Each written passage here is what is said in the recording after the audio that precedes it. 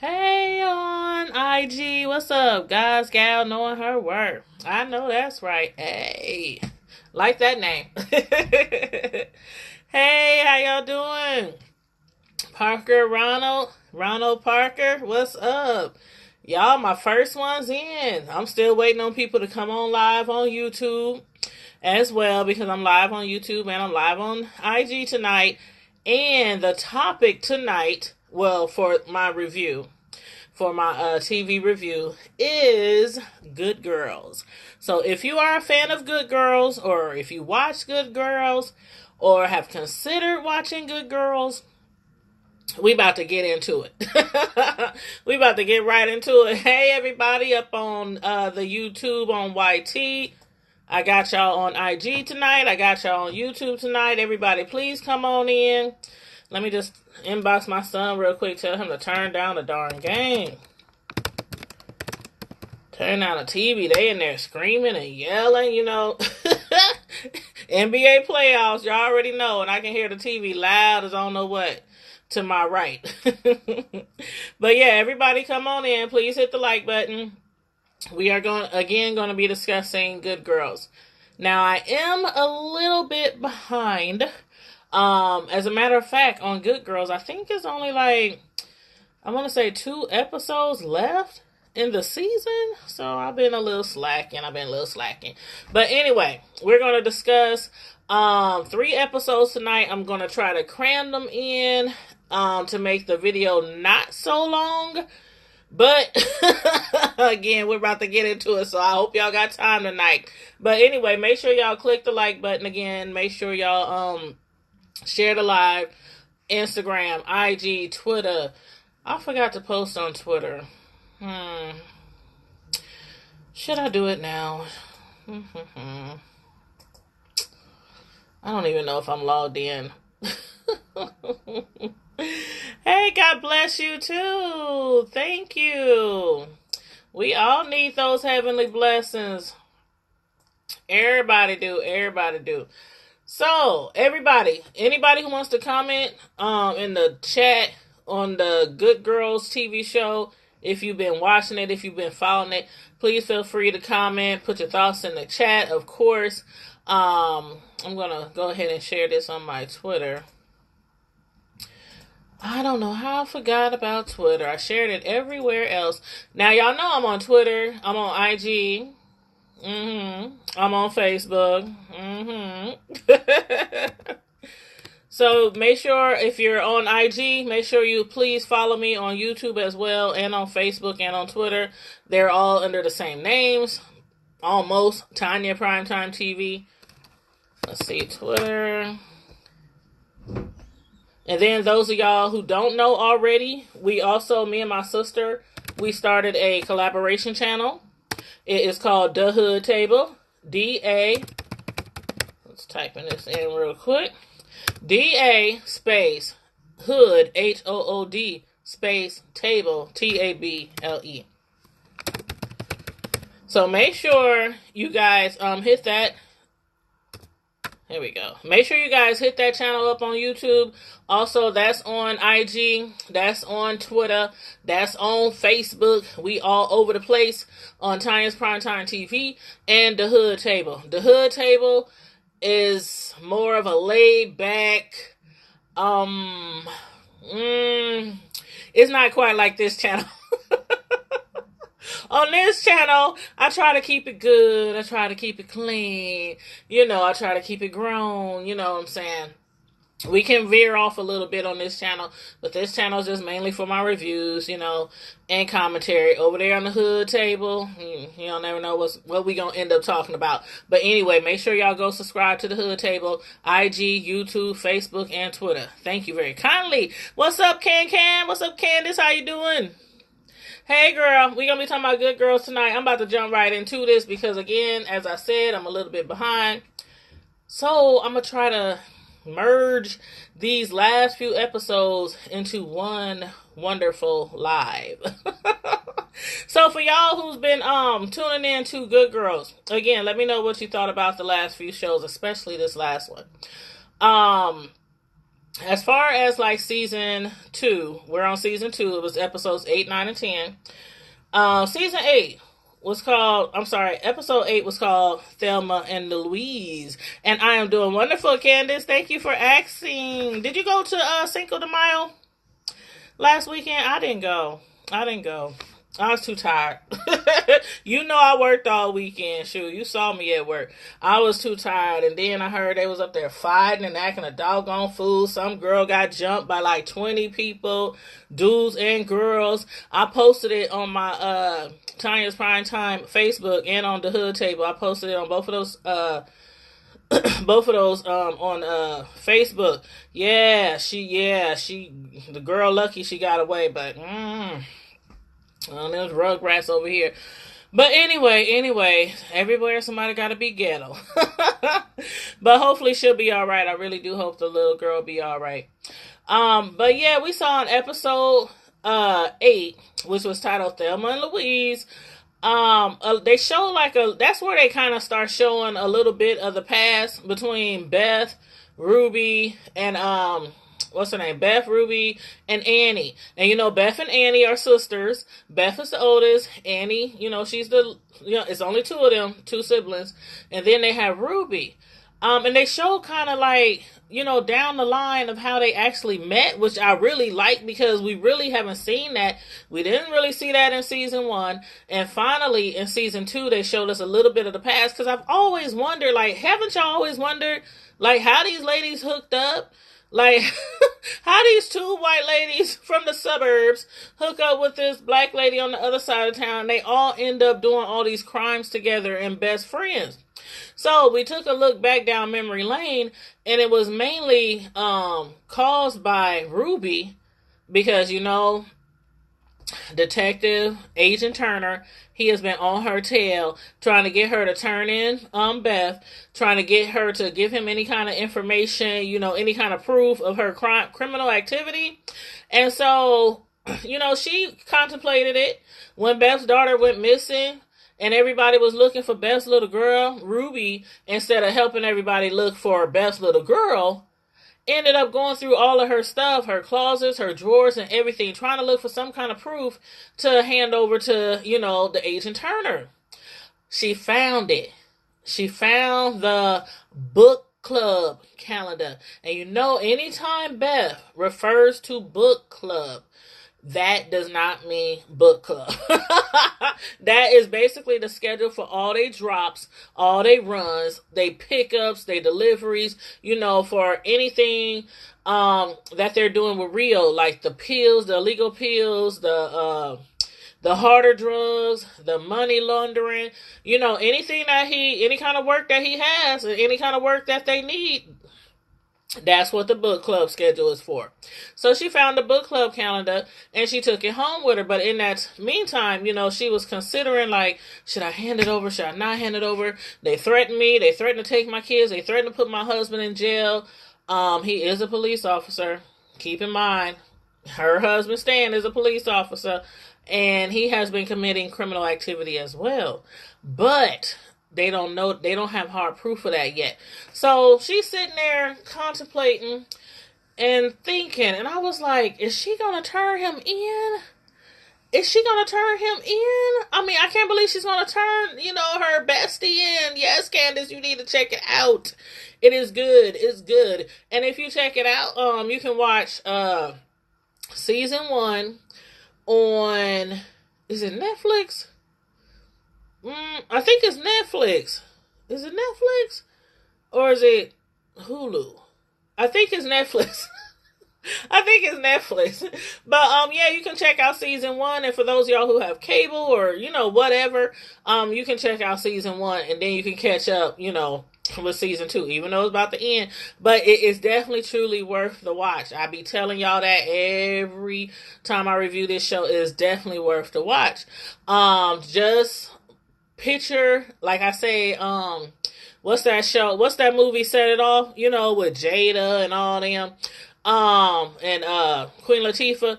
Just picture the suburban version of those ladies. A little more bougier version of those ladies, but they still criminals. And they do whatever they have to do to get their money. But yeah, you got on demand. Yep. Check it out. Then it's on demand too. But yeah, so anyway, she decided, I was glad she changed her mind. But then when she called Beth up and told her, what she did, how she stole her calendar, Beth was pissed off. And I guess she was feeling like she couldn't trust her anymore. But, Ruby, she had to make it up to her. She had to make it up to her because she did not want her friend, her longtime friend, like when they showed the past, the flashbacks of the past, and when they show how they met, for those of you who haven't watched, Beth, the white lady, her friend, because it's a black lady named Ruby, it's a white lady named Beth, and it's her younger sister named Annie. So Beth happened to be driving a car down Ruby Street when they was little girls, and it's called Good Girls. Good Girls. And she was driving this car really reckless and went up all on the curb, knocking over trash cans and everything. And Ruby's on her porch, like, looking, what's going on here? And when she goes out to the car, and she was like, okay, do you know how to drive? What are you doing? Why are you driving this car? Do you have a license?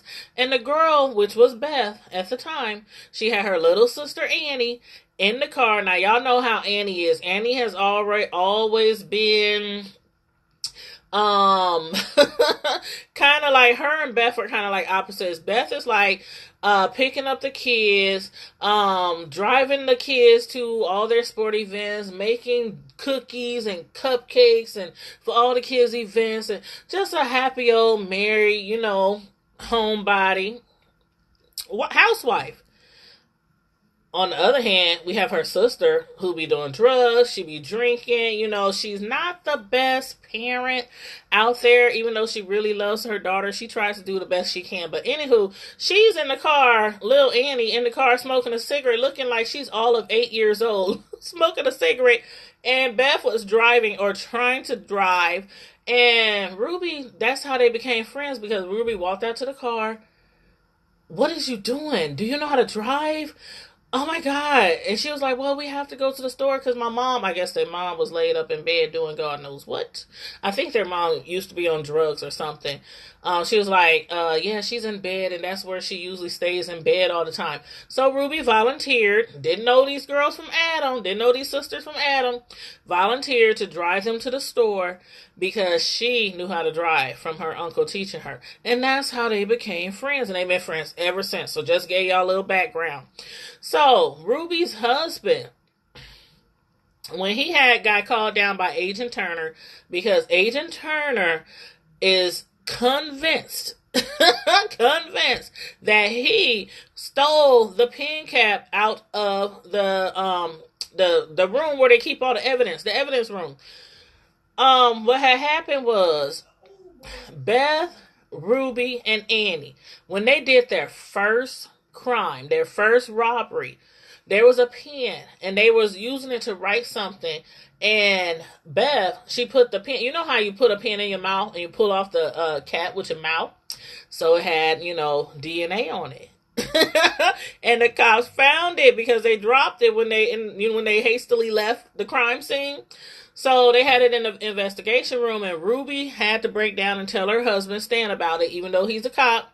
He was pissed off and everything, but he knew it was either his wife going to jail, going to prison for maybe 20, 25 years, or he go down there and take the pen cap. And that's what he did. That's what he did. He stole the pen cap out the evidence room and discarded it.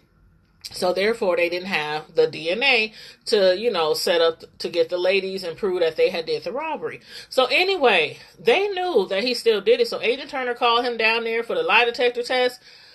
I thought he was going to pass the test. Did y'all think he was going to pass the test? I mean, he was sitting up there so cool, calm, and collected. And I just knew he was going to pass the test. They was like, do you know about the pen? No, I don't. Did you take the pen? No, I don't. Have you ever heard anything about the pen? No, I haven't. I mean, he just seen, I'm like, oh, he gonna pass this with flying colors. And I'm thinking because he's a cop and he probably knows what to do, I mean, they got stuff online. that tries to tell you how you can pass a lie detector test. But I heard that's some BS. I heard it don't always work. But anyway, he did not pass it. He did not pass it. He came home and told her, and she was all distraught and everything. So not only did he not pass the test, he failed it horribly, horribly. His career is in jeopardy. They not laid him off, but they basically told him he's on leave. So he don't have no job, basically. She don't have a job. Their daughter, her medicine is very, very expensive, which is one of the reasons why Ruby joined the other ladies to do all those robberies in the first place, because their daughter should have been probably dead by now. Because I cannot remember what her sickness is, but the medicine and the medical care was really, really expensive. So anyway, they got to figure out, how they're going to get around this, because he can't pass the test. Annie. I feel so bad for her. She's still in love with her baby daddy. She's still in love with her daughter Sadie's father, even though he's married and has a baby on the way. They end up sleeping together like a few episodes back, and then she tells him, we have to end it. His wife finds out, their daughter finds out that her mom is sleeping with her father, who is married to her stepmom. So she's all in the middle, and it was a mess. It was a mess. She was mad at both of her parents for a while, but finally, she came around and she's like, okay, y'all do whatever y'all want to do. I don't want to be involved. But his wife, I was tripping because she put him out. His name is Greg, Annie's ex, now married to Nancy. His name is Greg, and she put him out, which, as she should. He cheated on her. Not only cheated on her, but cheated on with his baby mama. So she put him out. But when she put him out, I'm thinking, okay, when she start having, the baby starts going into labor, contractions, all that, she'll call him up for the delivery, of his baby. She didn't call him. Instead, her daughter, Sadie, Annie's daughter, Sadie, called her. And panicking, talking about dad won't come, she don't want dad here, and she needs help, and Annie's like, hold up, you're calling me the ex, the one who just slept with your husband? Why are you calling me? And then she tells her boyfriend, which is Noah, and we're gonna get on Noah in a minute. She tells him that she has to run and lie to him. She lied to him talking about she used to attend nursing school. This child ain't attending no doggone college. I'm not even sure she graduated from high school. I really don't think she graduated. I think she got her GED or something like that. But anyway, she lied saying that she attended nursing school.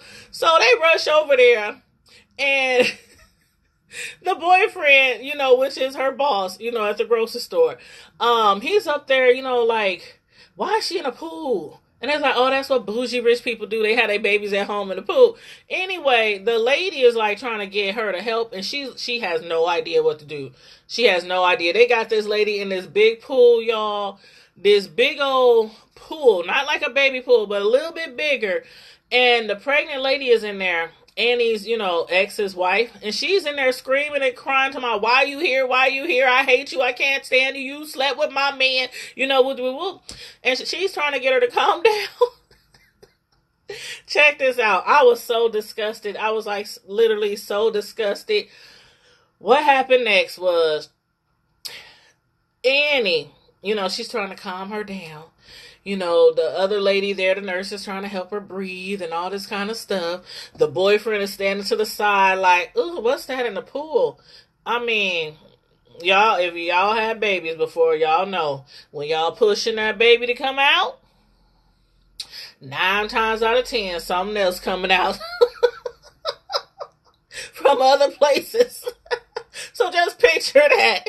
And then Annie, she felt so bad for her because the lady was, she's distraught. Her man's cheating on her. The chick who he slept with is right there. She's trying to have this baby and she's panicking and freaking out. So Annie, she just jumps in the pool, clothed, all her clothes on, shoes, socks, and everything, and just jumped in the pool. Like, the pool is a hot mess. The lady done pissed in the pool. She done pooped. Come on now. Y'all know what happens when you have babies. Y'all know what happens when you have babies. Sometimes you just can't. When you pushing, you literally trying to push everything out of you. To get this baby, and I'm like, oh, disgusting. She jumped all in that water. I was like, oh my God, that's nasty. That's nasty. But anyway, she helped her, she helped her have her baby and everything, and the baby was fine and all that. But I was like, oh, that's gross, nasty. But she had a boy. And so, she had a handsome little boy. And so when Annie got home and she told her daughter, you have a little brother. You're a stepmom. The baby is fine. She had a little brother. She still had on her clothes, her nasty, dirty clothes from getting in that water. And when she said, it's a boy, her daughter, Sadie, was like, she sat up in bed and said, Mom, so am I. I have been waiting for that. If y'all ain't watched the show, y'all don't know what I'm talking about. But if y'all watch the show, y'all know what I'm referring to. That little girl, I knew all along that she was gay. She might be young. I think she's in the, I want to say 7th, maybe 7th or 8th grade. But she's like a tomboy. She always wear like guy clothes. She always made her mom buy her boxers. She didn't like regular underclothes. She has like this cute haircut that she keeps really short, and she looks boyish. Like, she looks really boyish. And like in real life, I even wonder if she may be gay because she just looks so much like a boy. And so I knew it. I was waiting on it. Now, her mom, I'm sure she had a feeling that she probably liked girls, whatnot. But to hear her finally say it and finally say, so am I. I'm a boy mom. Because that's what she feels like she is on the inside. She feels like she is a boy. She don't identify with female. So I was glad she finally got that out, and they hugged, and she got herself in her daughter's bed with them nasty clothes on. I was like, oh, come on now. Is the producers trying to make us sick? I'm like, she done got in her daughter's bed after she done been in a tub of poo and other kind of... Okay, let me move right along. I thought that was disgusting. But anywho, so her daughter now wants to go through, I think they call it a child trans journey. Something like that. She called it a child trans journey. So, keep in mind, after, the last little incident with Rio and the drugs and everything, Beth don't want to have nothing else to do with Rio. She don't want to do no more drugs. She don't want to do no more pills. She don't want to launder any more money. She wants to clean her hands from him because her husband took the kids. He's like, okay, he knows that she's sleeping with Rio. He can't prove it, but he knows because that connection, they have like this, you can just sense it in their eyes and everything when they're around each other. No matter how hard Rio be, when he be telling her off or putting a gun to her head or choking her or whatever, they have feelings for each other. Hey, Kalia. Hey. Oh my God. You can't hear me? Oh, wow. Thank you. Finally. I'm on IG and I'm on YouTube, and I guess my sound was down. So what I'm going to have to do is I'm going to continue on this live, but what I'm going to have to do, I'm going to chop it up. But when I'm reviewing, I guess I might have to download my IG to my YouTube. That's what I have to do. But thank you, Kalui. Thank you so much. I had people watching and nobody said I was low. But thank you so much. So anywho, I'm reviewing, now I lost my train of thought. Good Girls. And I was on the part where, Beth, she decided to break free of Rio. And when she's breaking free from him, basically, she did it because her husband took the kids. When her husband tried to set her up, and because he wants Rio dead, and he figured he'll go out, he'll find somebody to kill Rio. But what had happened was the young guys